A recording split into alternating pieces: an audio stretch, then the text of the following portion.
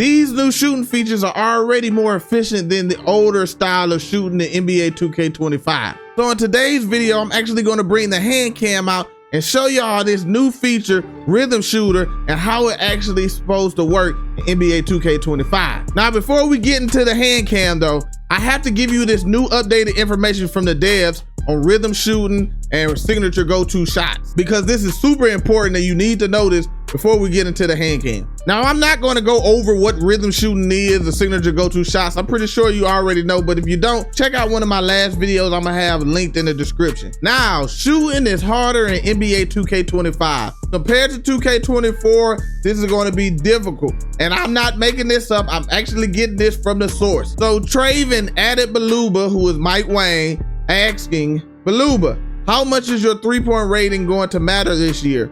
Will it be the same as the past, as in you don't need a high three-pointer if you know your timing? And yes, shot timing differences was difficult in NBA 2K24, but overall shooting wasn't that hard in NBA 2K24. But Mike Wang responded saying, the shooting model is very different this year with shot ratings playing a much larger role. You can compensate to some degree if you're really good with shot timing or rhythm shooting, but most people are going to need higher ratings this year to shoot at last year's clip. So again, if you're not good with shot timing or rhythm shooter, which like I said, I'm gonna break down with the hand cam later on in the video, you're gonna be struggling to shoot in NBA 2K25. But there's ways to actually shoot better, and I'm about to show y'all right here. Now, the first way is getting your hot zones and lethal zones. But I know y'all say, we already know. Listen, 2K has actually changed the way they're doing lethal zones in NBA 2K25. Now, Mike Wang was asked, will lethal zones be in NBA 2K25? And he responded saying, yes, the design is a little more fun too. Instead of automatically working on 2 zones and it lasting 1 week, there's 3 versions / options to choose from. The first option, 1 week equals 1 zone. The second option, 2 weeks equals 2 zones. The third option, 3 weeks equals 3 zones. For the 3 weeks version, you face off against lethal shooter. So now it seems like the devs know shooting is going to be more difficult, so they're counteracting it by allowing you to have an extra lethal zone instead of, one less lethal zone and having more hot zones, so you can shoot better in NBA 2K25. But that's not the only thing. Certain shots actually have bigger green windows in NBA 2K25. And I'm talking about these newer shots called the signature go-to shots. Now, Mike Wang was asked again on the Discord server, are signature go-to shots limited to only step backs? Now, what we weren't expecting was the information he was gonna give us on these type of shots.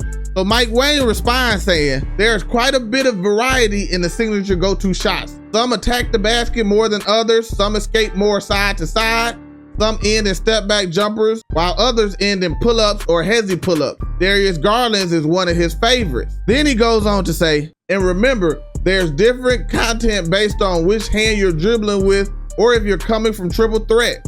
So make sure to pay attention to that. Signature go-to shots also have the benefit of a larger green window and slightly higher make percentages. They're also a useful tool for dribblers to have in their bag, as you can create a lot of interesting combos with shot canceling. So you see, now if you use these new methods to shoot, like the rhythm shooter, which gives you a better shot percentage than shooting with the standard button, with the signature go-to shots, which have a larger green window and a higher shooting percentage than your standard shots, you can actually set yourself apart from other players in NBA 2K25. But it's gonna take time to learn how to do this stuff. Now, if you're still kind of wondering how close is 2K25 shooting to 2K24, Mike Wang tried to spell it out the best way that he could. And he said, the shooting model for NBA 2K25 is pretty different than last year's, so it's really hard to compare.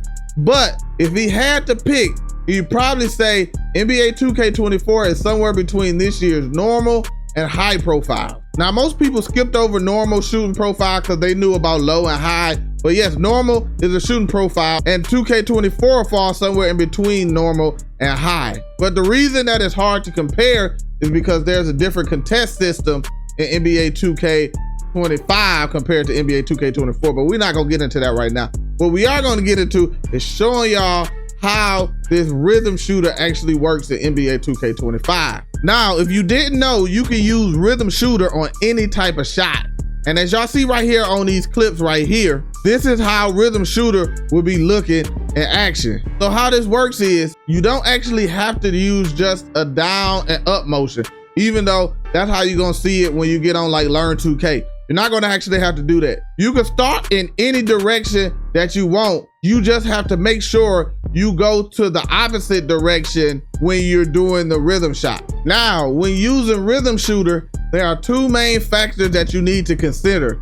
The first factor is the push timing, and the second factor is the tempo. Now, the push timing is the point where you start to move your right stick. Now, you will want to start doing this movement once your player reaches the set point of the shot, like right here. Now, the second point of it is tempo. The tempo is the speed where you move your right stick to the opposite side of your original, stick pull. So if you went left, then you would go right. If you went down, you went up. If you went bottom left, you go top right, etc., etc. Now, what you have to do is try to get the opposite side of the stick to the opposite side the same time where the player releases the ball from his fingertip. Now, this is gonna feel a little awkward, and I can tell you from doing this in this video, it definitely feels awkward. I was a lot late on a lot of the different animations, especially with some of the faster shots. Now, the best way I can show you is through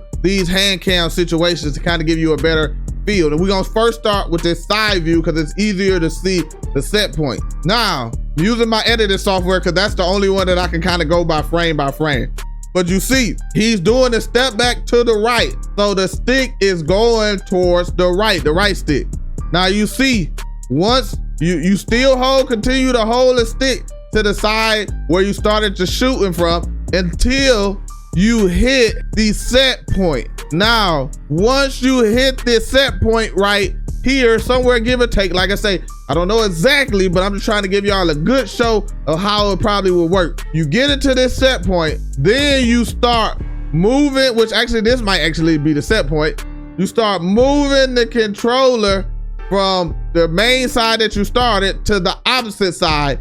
And you want to make sure that controller or that right stick hits the opposite side the same time that the ball is releasing from the hand. That's the goal of this Rhythm Shooter. So I'm gonna back it up again. So you see, he's going to the side. He's doing his step back. This right stick is moved towards the right because he's doing a step back towards the right. He gets up to his set point, and then you start moving the right stick towards the left side because you started going right to the opposite side, and try to time it up, the ball coming off the guy's hand. Now I'm gonna show it from a way that most of y'all probably gonna see when y'all playing the game. Now, this is Steph Curry. We know Steph Curry got one of the fastest shots in the game. So it's definitely harder on these fast shots. You have to definitely catch up to it so you won't get the slightly late.